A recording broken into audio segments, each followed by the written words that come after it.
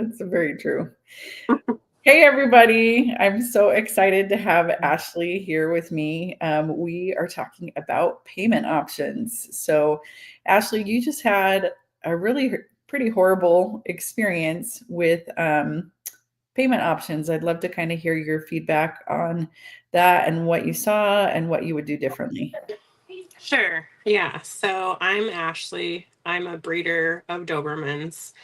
Um, we we have a website where we take payments. We also do Zelle and multiple different ways. And we always require the puppies are paid for before leaving. We have a contract with all the good stuff about payments and the puppy and taking them back and everything.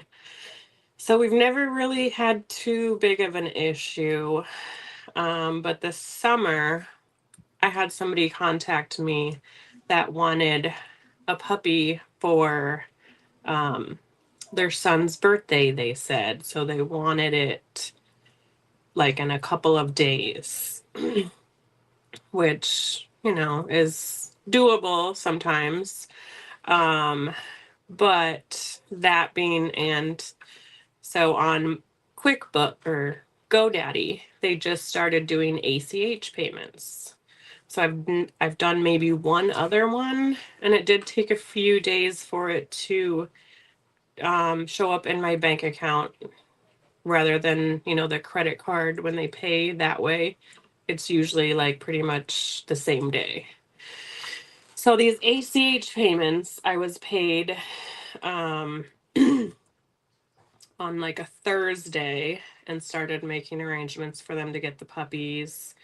I got emails, confirmations, like you have a payment, like I've gotten many other times before. And it's, Yeah. you think you're good to go. Yeah, got the payment. So we got the puppies to them. Um, it wasn't in time for the birthday party anyways, but so jump to Tuesday.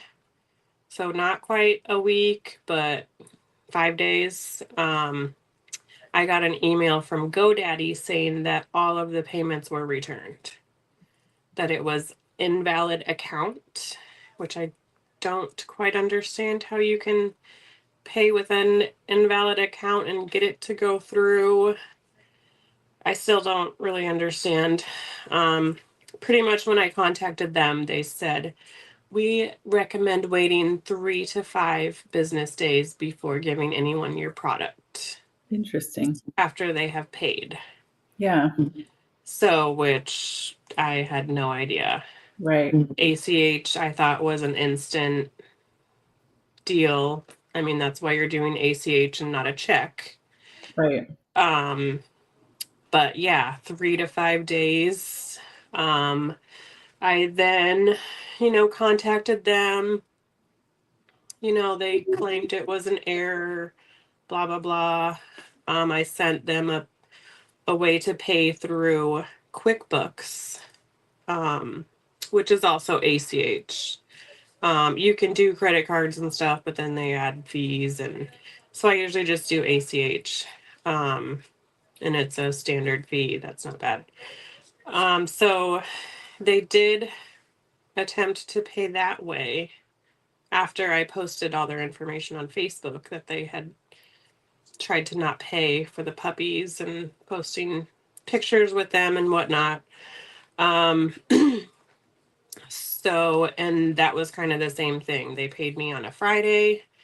I think Monday, the money actually went into my bank account from QuickBooks. And then Tuesday, they emailed me and said there was a problem and it was returned and took the money back out. So, yeah, I guess they have 3 days to take money back out. They can legally do that. Yikes. Well, that's good to know. 3 days. We're hearing a lot of 3 and Yeah. 5 days. Yeah. So moving forward, definitely going to be, thinking about this ACH payment differently. I actually just updated my contract and said, if you are paying ACH, you must wait at least 5 business days before getting your puppy. Yeah. I think that's smart. So, I know usually if we do day of, we only do cash or cashier's check. yeah, which cashier's check, because then they claimed they were sending a cashier's check as well. It's in the mail. Right. Um, which I still haven't got. They said it was in the mail this week. But also I have been told that cashier's checks are also being like people are making fake ones. Fraudulent. Yeah. So even those aren't instant anymore. They will put a hold on your bank account Yeah. for that Okay. amount until it clears. So it sounds like cash the day of is about the only way to go, and hopefully they don't know how to, Yeah. counterfeit cash. Right. Yeah. And I actually talked to the sheriff and I was like, oh yeah, I guess maybe I should get a counterfeit pen also. Like I've never really worried about it. Most people are honest and whatnot, but you do have to watch out for those who aren't, Yeah, unfortunately. that's the So key. So I yeah. know people take lots of different payment methods. I know we do credit cards, but they do have to do it in advance, and we do pass along the fee. So if they're going to use a credit Mhm. card, we used to eat the fee, and now we pass it on to the consumer. I think in today's world, they're actually very used to that now. So people don't Mhm. do that as much because a lot of trades and different places, if you pay with the credit card, they pass that to you. Yeah. So we do that. We used to do Venmo a lot, but we've really stopped doing Venmo. I've heard a lot of people have bad experiences with Venmo. How about you? We don't really do Venmo a whole lot, like once in a while, but I just don't use it as much. I do like Zelle. Zelle is pretty instant. I get a text usually, and there's no taking that money back. Like that's a done deal. So, Yeah. Zelle or Cash App, I've, had pretty good experiences with. Well, good. I had Um, another breeder tell me with Venmo too that they actually don't allow the sale of live animals through Venmo. And so if they find out that that's what you're using the money for, they can kind of go nuclear on you. Same with PayPal. So oh yeah, I know. yeah, I I've don't know if that's accurate. That's just what I've heard. Okay. Well, I did have a Venmo account and it was like they like erased it and deleted it and stuff. I know you were selling live animals. Yeah, must have. I think somebody put dog in the, Description. subject or whatever. Yeah. Yeah. So since then I've rarely used it, only if I absolutely have to. I have another account, but Yeah. Yeah. it's Yeah. not not preferred. Yeah. Um, That makes and sense. like you, we take credit card payments on our website too, and they pay the fee as well. And we haven't had issues with the credit cards, but I don't know. Yeah. I think the problem is the truth is that if you have a dishonest client, they may be able to find a way somehow, Yeah. and that's tough. I hear if you have a contract and you have pictures and you can show that they have the puppy or the kitten, that you do have some protection there, but it doesn't sound like it's a solid thing, no matter how you do it. So Yeah, someone like QuickBooks offered some to dispute it and resolution, but it never really went anywhere. yeah, I called them and they said that I could upload documents and stuff, and I never was able to figure out where I could even do that. So, what I did was, collected all these payment returns and pictures. I had followed her on Facebook and she posted pictures with the puppies. Just kind of did some digging myself to figure out, you know, who these people were, and filed a report with the local sheriff. Yeah. Did you get the puppies back? I'm assuming you haven't got payment yet from what you're kind of saying. No. With the puppies this week, I had a boarder give me a call and said, "Hey, I think we have your puppies." Mm. So I was like, "Oh," and she sent me videos and pictures and stuff. Definitely my puppies. Apparently, the first day that I had made a post on Facebook about them, they had taken the puppies to this boarder and claimed to have a family emergency and left and were leaving out of town and Yeah. whatnot, and have never picked them up. Hmm. They've just been at this border for 3 weeks, and they keep calling and extending the time that they're gonna pick them up. Oh, interesting. So yeah, which I believe it was shortly after I did the post and stuff. They did pay me, and that was the QuickBooks when they paid through QuickBooks, and then it didn't go through again. And then I went to the sheriff and reported it, and they called her, and she lied to them, claimed to not have any Dobermans, not to know anything about it. Went to her house. Of course, she didn't answer the door. But just kind of kept on, her and them, and finally the border, I think, they'd had him so long, like, who is this lady that, dropped him off? And she did a Facebook search of her name and saw my post. So kind of got lucky there that, it was the right people saw it. So Yeah. otherwise, yeah, and I mean, for the amount and everything, they actually have two puppies. It's a felony.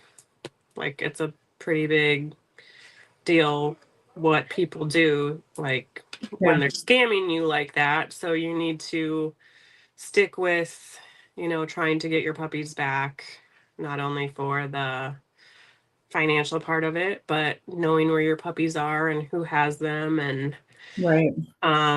so yeah, and even this week they claim to still be sending a check, and